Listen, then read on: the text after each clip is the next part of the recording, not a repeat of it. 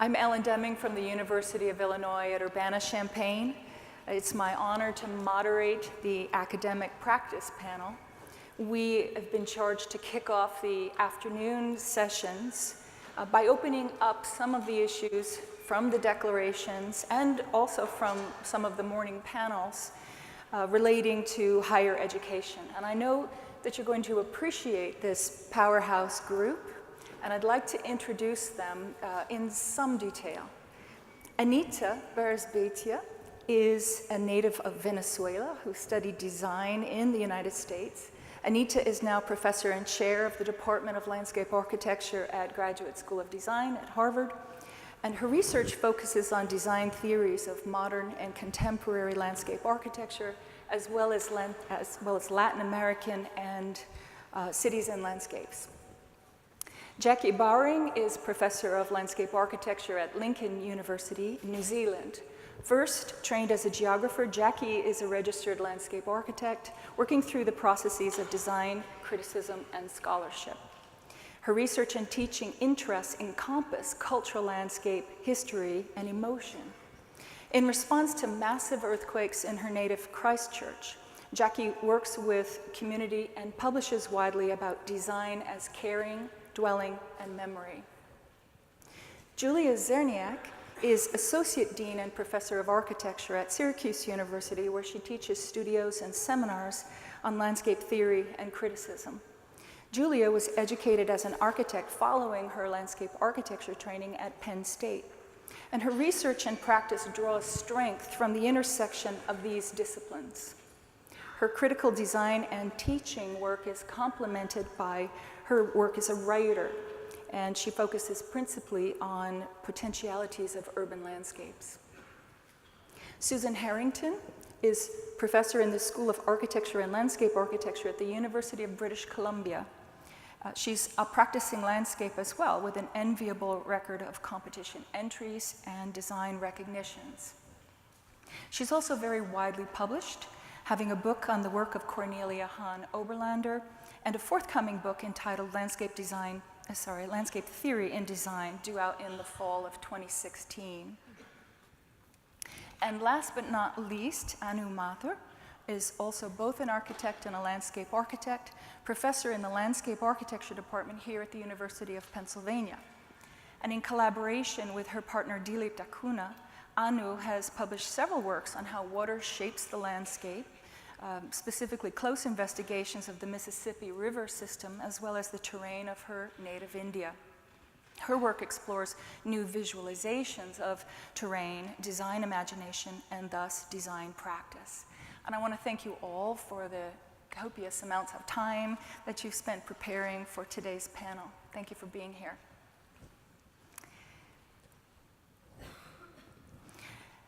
Now, it's obvious from what we've heard from previous panels, from many of the declarations yesterday, that academic practice permeates private and public practice as well as advocacy practices. I would like to argue that the mythic gulf between academia and the profession is in fact a bit of a red herring. Many of us on the panel are or have or will be administrators, landscape professionals, community activists, competition winners, and or founders of our own design offices. Although today, for the purposes of this panel, we are wearing our academic hats. Nearly all professional programs hold faculty accountable in three large domains: teaching, scholarship, and service. Yet in a much larger sense, academic practice is simultaneously normative, constitutive, and transformative of its discipline, any discipline. And as academic formats and cultures vary, this larger purpose gets mapped onto our teaching, scholarship, and service in 100 interesting ways with variable impacts. The products of academic practice are thus manifold and go way beyond simply graduates. The design of curricula shape learning outcomes which impact future professionals.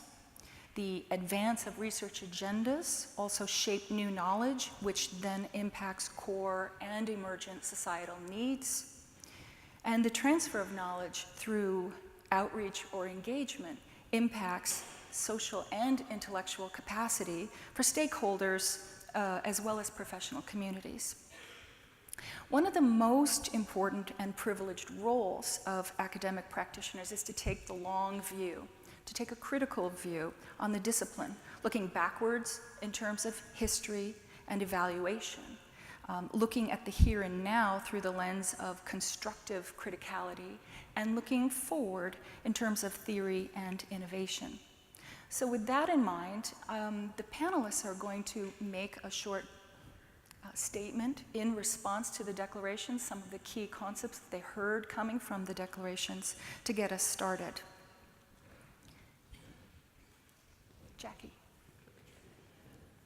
Thanks, Ellen. One thing that has come through quite clearly in the declarations, reading them and listening to them yesterday, as well as in the panels this morning, is the question of definitions. So a lot of questions about definitions about nature and other aspects of environment and so on. And as an academic, I mean, one of the things that I look at a lot is critique and asking questions. So one of the questions that I wanted to ask about was about definitions and the fact that there's a power and a danger in the language that we use. So as we move towards a new landscape declaration, we need to take care with what's bound up in our words. A first question about words is, who are we? Some declarations state a USA or North American perspective, as in the original declaration. Others perhaps imply it. And some conflate a North American perspective with a global perspective. A few declarations specifically note other points of view, China or Latin America, for example, but there are many other elsewheres that aren't included. Africa, the Middle East, Australia, New Zealand. This is a question of context, identity, and belonging, which are core aspects of landscape architecture. The declaration must be precise in terms of who is declaring, because what you see depends on where you stand. A second question is about biases, as revealed in this plotting of the declarations, showing an emphasis on the macro scale and science, something that's been noted by a couple of the panels already today. And of course, if everyone moved to the same side of the boat, we'll capsize. Bound up in that scale question is another question of context. A singular focus on urbanism is repeatedly invoked in the declarations, and the statement that future priorities for landscape architects will all centre on the city is chilling. Coming from a country where design priorities lie across the entire range from wild places to the urban context, this again raises a question about where the declaration finds its home, its heart. What might be lost if we focus only on the macro or on cities? How might the plotting be reorientated back towards the micro and to reclaim that area of design? Beyond the muscularity of insistent urbanism, where is the place for humility, fragile design, and the setting aside of egos? Totally different scale.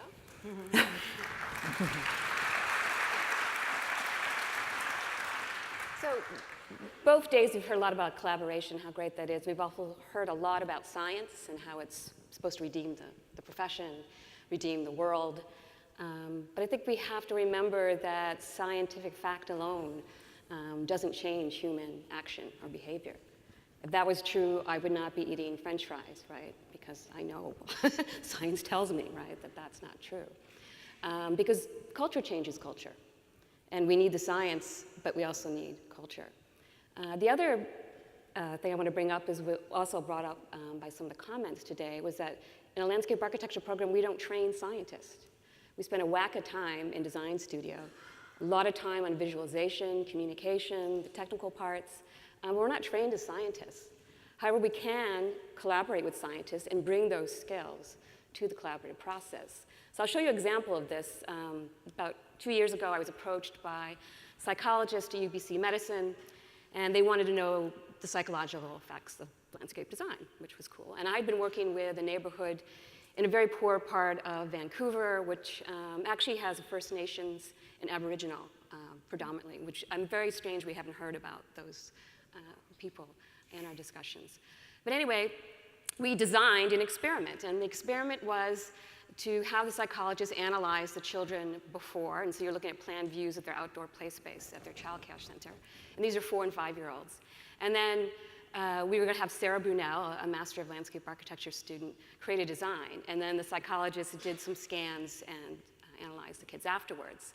Unfortunately, in the pre-analysis, we found out that several of these 4-year-olds were depressed, the psychologist did, which is pretty upsetting to think of a 4-year-old being depressed. But Sarah did the design, she installed it. The psychologist went back, and they were really, really excited by the results because they found statistically significant decrease in the depressed effects of the children, including this child that you can see the before and the after.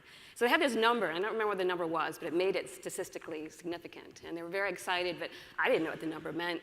Sarah didn't know what the number meant. And I remembered I had her do these sort of tracing drawings of where the kids go. And when I found this one, this is one of the children, the child that was depressed. And we show this to people and everybody gets it. They get it right away. They don't get the number, but they see this. And if you look at that left-hand side, actually, they see that pacing back and forth because they've been to a zoo. And they'll see, tigers pacing back and forth because they're probably bored and depressed. But this is a 4-year-old human being. Oh, Yes, no. thank you. Why is this sideways? I have no idea. Well, everyone's just going to have to turn their head for mine, I guess. So I'm struck by the declarations that engage who we as a discipline and profession serve. Some of you argued yesterday for kind of revived humanism, Gina, Blaine, others. Declarations like Nina Marie's and Kate's purposely invoke those that were other than us, and in doing so put forth an era in which academic practice is poised to engage, and that is the posthuman. So I offer my thoughts on academic practice through this very specific lens. So to think about the posthuman is critical, I think, for us moving forward. This continuum embraces the kind of messy contingencies that addressing heterogeneous audiences require, advancing questions such as, for how many species do we design? To engage with this simple question will have a profound impact. For as our biodiversity champion, E.O. Wilson, states, it is estimated with every 1 species of tree that is extinguished, at least 20 species of insects go with it, and with them over time, us. I really wish you could see this project. Anyway, academic practices are crucial players that reflect on the disciplines and professions' role in addressing provocations such as this one. Engaged in research, critical writing, and design, the highest function for academic practitioners is to challenge both conventional thinking and conventional things. Through designing, and often, I have to say, in context of less constraint than many of you, we can test new materials, fabrications, and forms, all in safe-to-fail environments, expanding on our technological capabilities to support designing for dynamic landscapes. Through writing, and I have to say, with the privilege of a little bit more time, we can advance design strategies that bridge thinking and making, as well as frameworks to hopefully inspire action. As Ellen said, we look forward, but we also look back to uncover topics no one is discussing or voices that are not heard. And through teaching, we must not only deliver to our students environmental, cultural, and political content, but as important, the skills, critical thinking, representational strategies, and writing and research methods with which to reflect on and interpret them in projective ways. So academic practices such as the one I've chosen for you here, as in the context of yesterday's call to action, And this is a woman, her name is Arian Harrison. These practices have the potential to be what I'll call world-making, not simply world-fixing. Her design writing in her edited volume called Posthuman Territory, and her design research, and you can see the now built species wall, which is scalable and replicable. It hybridizes a wall, possibly a sound barrier, with a bird nesting space. These sorts of projects and practices personally give me hope for moving forward.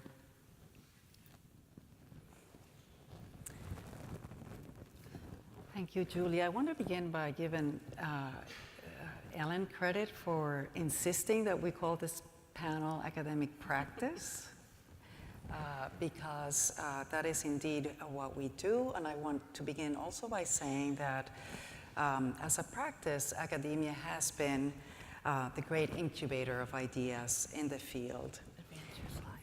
All right. Can we see this one? Yes. And has served as a great incubator of ideas in the field, and that is a core value that we take very seriously. We practice from a critical stance in which methods, assumptions, identities, and the very limits of knowledge are questioned, actively reconnecting back to the conditions in the world. As such, a key contribution of academic practices is the continuous exploration of a shifting and expanding field of action for design that, beginning with pedagogy and research, eventually find themselves in the real world. Now, this has been an ongoing relationship.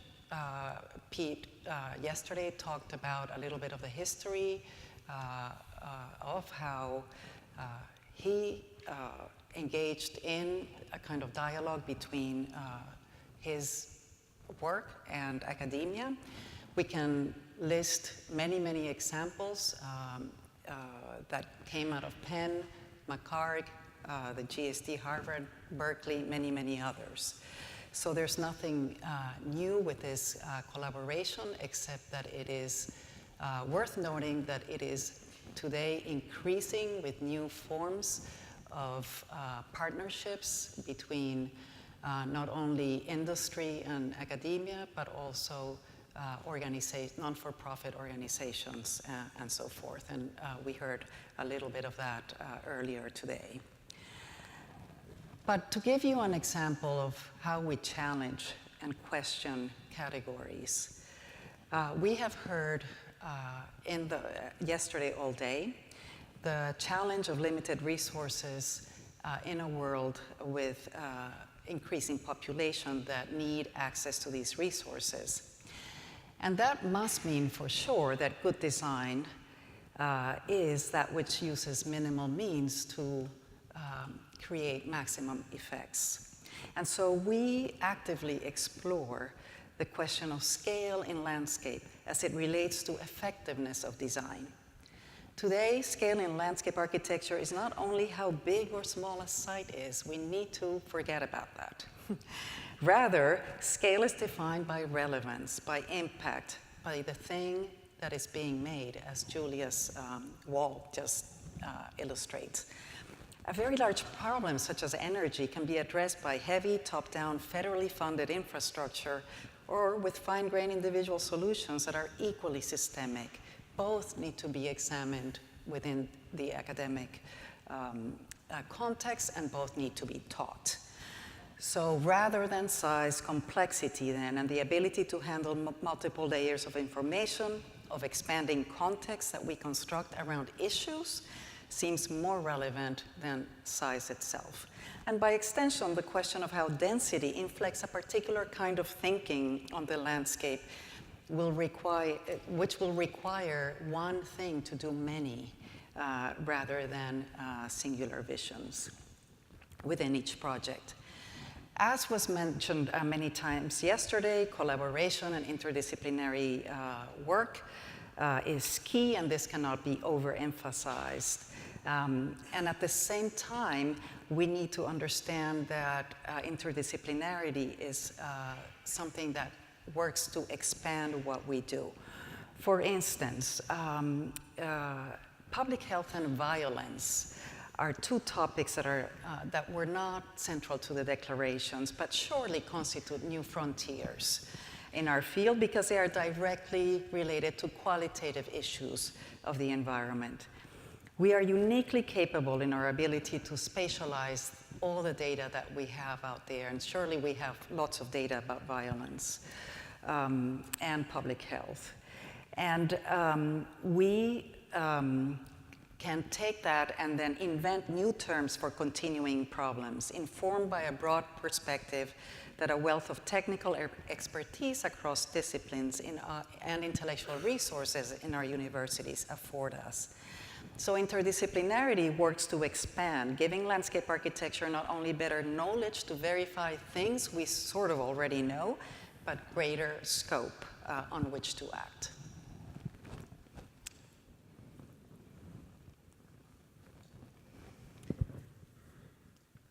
I'd just like to take a little bit of a sort of a broader view of the declarations without addressing them specifically, but certain overriding ideas and thoughts that they inspired. I find that not very differently from Ian McHarg and his colleagues, these declarations, which are ambitious and expansive, tend to position themselves at the end of history. They express a belief that we now have the right view of the land, of environment, of ecology, of culture, and therefore are in the right ballpark of solutions. While many of these declarations also articulate the need for more knowledge, more data, more science, more inclusion, more scale, more design, more wildness, more politics, they do not question ontological underpinnings, the things we take for granted as existing, as real, as natural, as being. With the concern expressed in many of the declarations for sea level rise and violence that are increasing and becoming more and more threatening, with problems of poverty and inequality persisting and worsening, I believe it's not enough for designers to be grounded in things that are known to exist and exist as known. They need to posit new things and test their possibilities, not just for a future, but for a take at reconstructing a past, as well as re-articulating our present. And it is in this vein that my partner Dilip and I have asked questions like, is Mumbai an island or an estuary? Is Bangalore or Philadelphia a city? Or is it a concentration of infrastructural trajectories? Are coastlines necessary? Do rivers exist by design? Is water everywhere before it is somewhere? And is urbanism and its many advocated versions the new colonialism by design consent? Now, this is design which is beyond the facts and critiques of empirical and critical research. It assumes that people do not see things differently, but that they see different things. In a milieu where professional practice and academic practice are becoming increasingly complicit in maintaining design as an applied field, we need to promote design as a field of inquiry. There is a need for academic practice to not only lead the profession, but also formulate things that become the subjects of design, but also of science and of the humanities. So we're not always following and applying what is given to us by these other fields, but we can actually start opening up the subjects that they would actually start to examine in their work. I would leave it at that, yeah. Okay. Very good, thank you.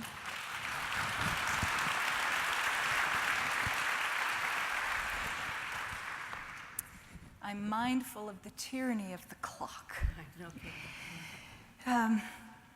So very quickly, we had three issues, three areas we wanted to talk about. Very brisk conversations in the minutes remaining. In taking the long view on these declarations, we've heard a lot about the core mandates, the areas of knowledge, the values, and the capacities of landscape architecture remaining or becoming more or less resilient over the last 50 years, shifting and adapting to these dramatic long-term changes in environmental and social conditions. So I want to ask Susan and Anita in particular, how does your understanding of landscape pedagogy reflect or not on what you see as core or shifting mandates for educators in the discipline of landscape architecture?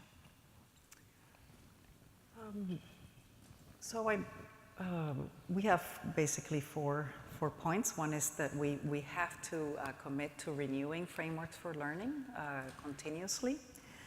Many of the declarations pointed to a rapidly changing world, made smaller by globalization, but at the same time infinitely more challenging in terms of complexity of environmental and social conditions.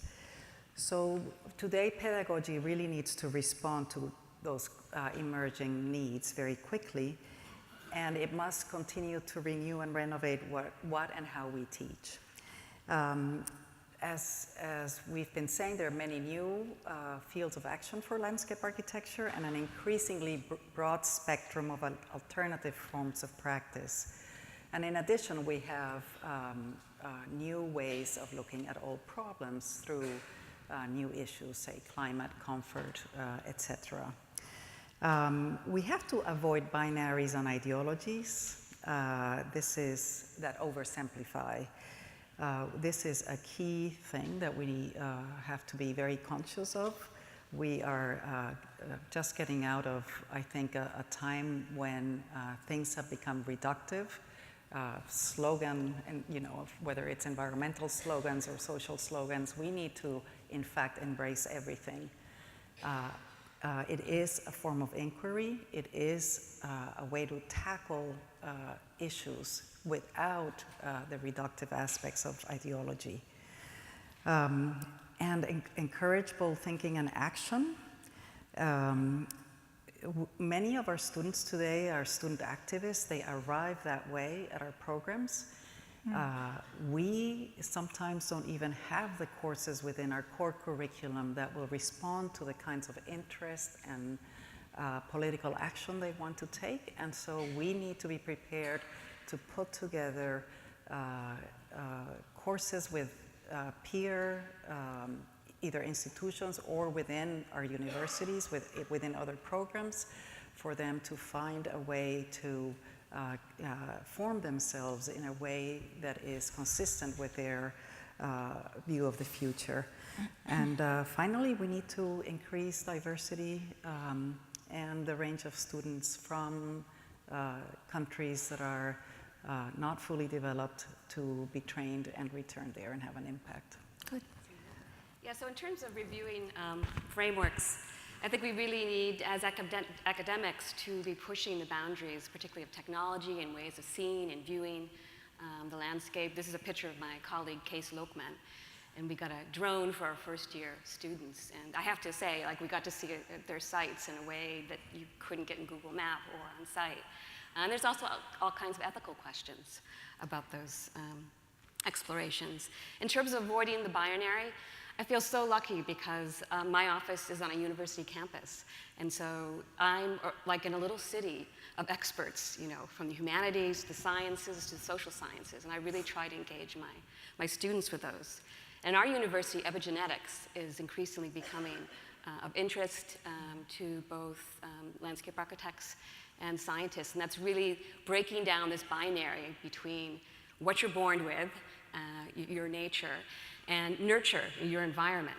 Because when I was a student, those were two realms that were constantly competing with each other. And epigenetics says that really those environments you experience are actually influencing gene expression. So it's not these just two separate domains. And so if you take something like a really small scale, and I know there's been lots on the big scale, as what Jacky would call the macho scale, but I think we should go down to the gut microbes, because gut microbes are shaped by landscapes, and that shapes human health in terms of asthma and obesity. And then thirdly, thinking about bold thinking, I think we really need to, as academic practitioners, embrace the fact that we have academic freedom. That we are protected by rights. It's built in. Why are we tenured? Well, that's part of academia. It's part of academic freedom. I was actually almost sued by the Canadian Standards Association because I wrote with my student an article that was a historical analysis of one of their safety standards. And they contacted Sage Publications and wanted to remove. They contacted my dean, my director, my colleagues. My colleagues were looking at me like, Susan, what have you been doing? Unfortunately, the university suited me up with some very competent lawyers, and they met with the Sage Publication lawyers, and I did not have to remove the article. I did not have to write a letter of apology. And so I think the takeaway is that as academic practitioners, we need to say things that some people can't say. Okay.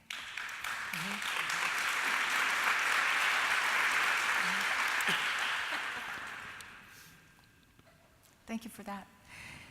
We've been hearing a lot about resilient pedagogy, second only to science and technology. It seems that academia is the first line of defense against the end of the world as we know it.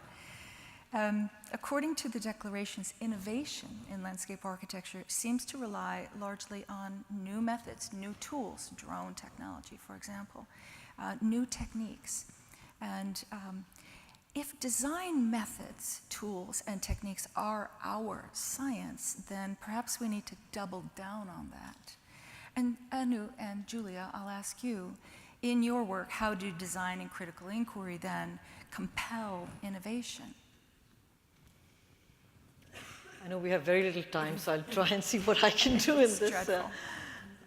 I think the first thing is that, it's interesting how innovation is always coupled with new technology, and innovation doesn't always have to be that. It's also just re-looking at ways of seeing and being critical of that. But I would just say that, the tools and techniques come after a concern. So in our own work, there had been first a concern for a particular landscape. And we found that for example, like a map, didn't do for us what we were doing, what we were looking at. So if I'm talking about a place like Mumbai and we were wanting to talk about the sea, a map actually marginalized the sea. If you look from land, it's sort of, there's a line and you cross the line. And that kind of started to push us to start investigate the section, to look at other means of starting to look. So very often it's a larger concern by which we feel that the methods we are working are not adequate. So at times there are new methods on the horizon, at times we go back to ways we used to work and start to feel we recover, but we don't recover them in the same way, like we don't start doing watercolor painting. We start to recover them in a way of starting to re-look at the world. And I would have loved to have spoken about the difference between design inquiry and design as an applied field, but maybe that'll come in a question, and I don't want to take up Julia's time. Yeah.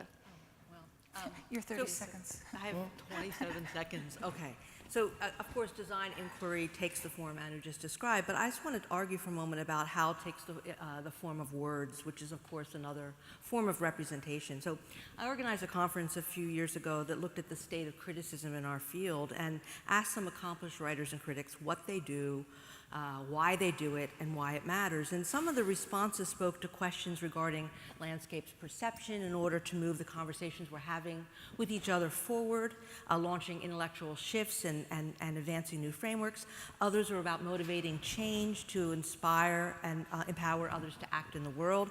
And some, like in my own work, is about synthesizing existing practices through particular frameworks in order to catalyze others. But in all cases, it was not disconnected from practice. The ambition was to kind of bridge thinking and making. But there's really just one point I want to make, and that's important to me, and it's this. I think in the best of circumstances, there's not a group of us making projects and then a group of us writing about projects. I think criticism writes through projects and not just about them, and that's a form of design thinking. Right. We had another question we wanted to ask Jacky about, which had to do with globalization and the degree to which the declarations had very much pointed to the need for global action, engagement, global education. Thank you. And I want Jacky to respond to this one. In your academic practice, in your institution, how do you see global engagement unfolding? Is it an opportunity to be seized, or is it a tension? Is there a tension there that needs to be resolved? Yeah, it's interesting. I think often when we look at issues or problems like globalization, the desire is to resolve it in some way, but tension can be a very interesting way to move forward with it. I think that relationship between the global and the local can be a very interesting engine for thinking and for exploring and for continuing to navigate through that territory. And a lot of it, of course, is about power differentials and the imposition of the global on the local, which is the classic fear that happens. And it was interesting, someone this morning brought up Kenneth Frampton and critical regionalism. And a lot of the sort of rhetoric about critical regionalism was about the centre-periphery relationship, with the centres, so-called self-declared centres, being North America and Europe, and the idea being that the peripheries, the rest of the world, would be expressing their design through resisting the centres, which is a very hegemonic way of looking at it, because the peripheries are often quite happy just doing their own thing. They don't feel the need to resist the centre. So I think, again, it depends on where you're looking from, and that there's a real potential in not trying to resolve that, but allowing that tension to remain. Thank you very much. And we're ready to move into the Q&A session. Do you think we could twist the, sort of expand the first question about the international students? Please. Yeah? I mean, the sense that I don't know what the question in terms of where are the domestic students going. I can't quite respond to that. But I think this question of globalization that you opened up, I mean, we do have a lot of international students in our program, and we also, at least a program like Penn, we are fortunate enough, we take our studios to many places across the world. And I think this question has sort of come up, and it was implied in many of the declarations about, us over here going to solve problems out there. And I think this is really, really a critical issue, and I think it starts right in the pedagogical situation. And I feel that when we take studios abroad, I would speak for myself and probably my colleagues, the attitude is not that we have the answer and we are going there to, sort of apply something we have learned, or that the students who are coming from other countries are learning something that they can just apply back there. We feel that it's really a moment of exchange, and that's a time in which we actually open the inquiry into these places. So I guess there's a tension between, we don't want our students to feel disempowered, that they have no voice, they don't know our culture, so they're going in a different way. So we as practitioners or academic practitioners prepare them with, with the techniques, with lenses, with ways of working, that they actually start to dig deep, if not wide, in the way they travel abroad, and come back and start to think about projects as ways of developing themselves. So it's as much for the student over here that they are learning about the world, and there are all kinds of issues that we don't confront here.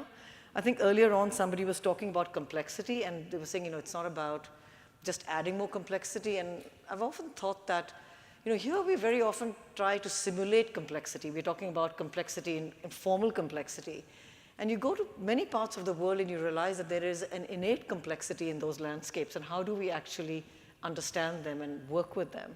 So I just feel that it is very important to do those studios, but not with the attitude that we have something we've figured out that we're going to give them. It's funny, I can answer the first one. They come to Canada. I mean, most of our international students are Americans, because the schools are so expensive here.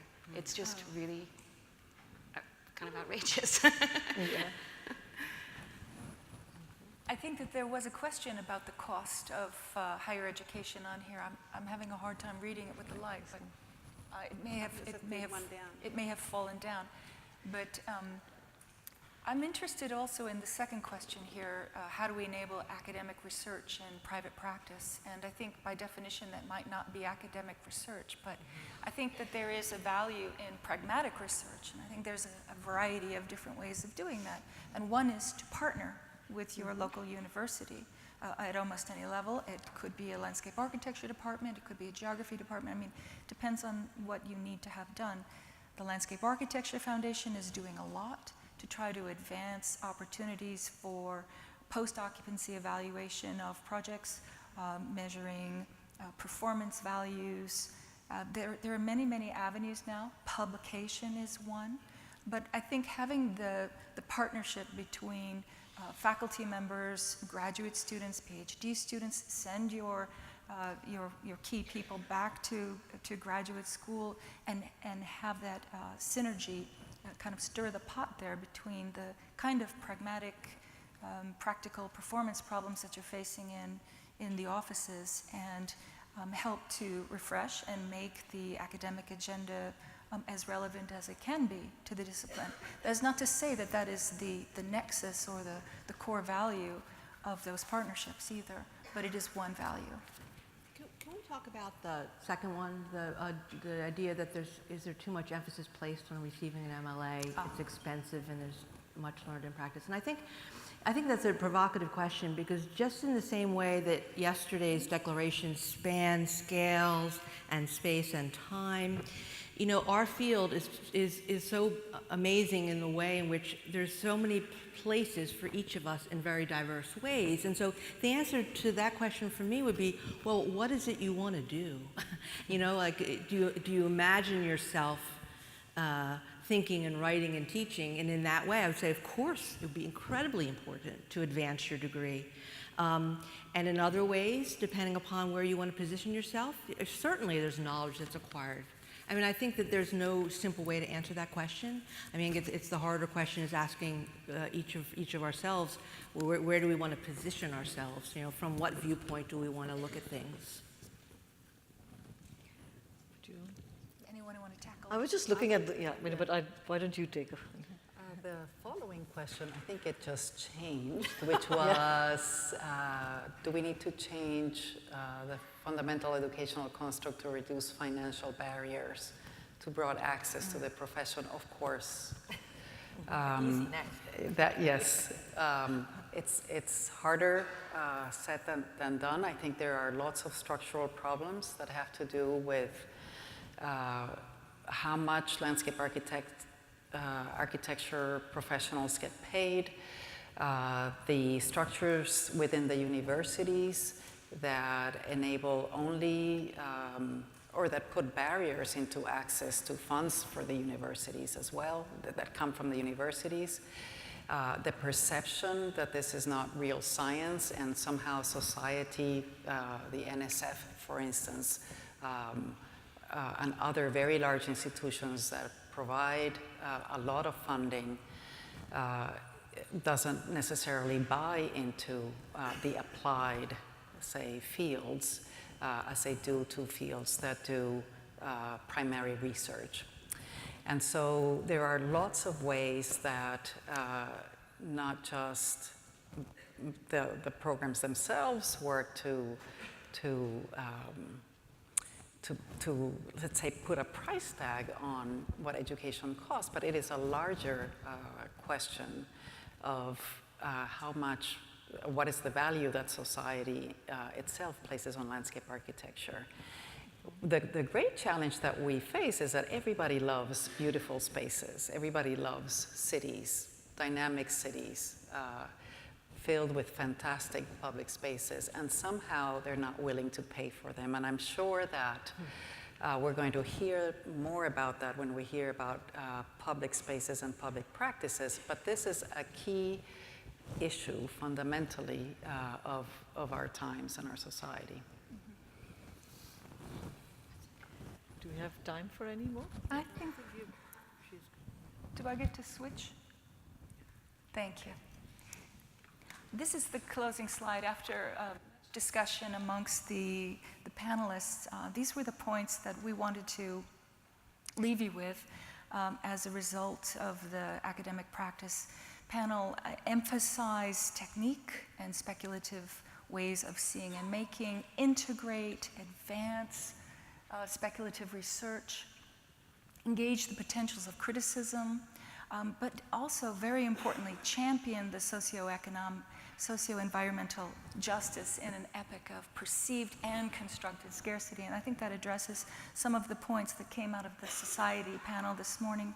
And finally, provoke, and that means to lead the profession, decision makers, and models, and the public at large by taking political and intellectual risks. And I think that the panelists here are doing that on a day-to-day basis.